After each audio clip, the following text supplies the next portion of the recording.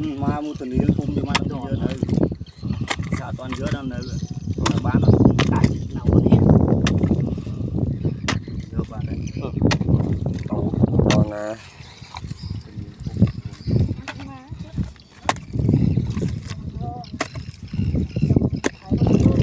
có cùng lặng giống như thế cặp sự họ nặng rồi mày tôi vào lại rồi đó mày nó tôi nó mấy cái đây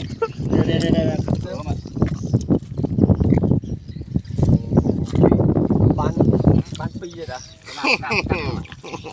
ngon à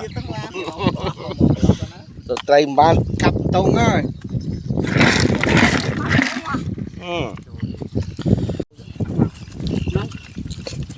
đông kia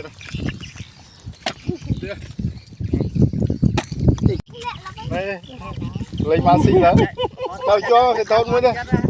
ôi tùng đo là tùng bong nãy mang chung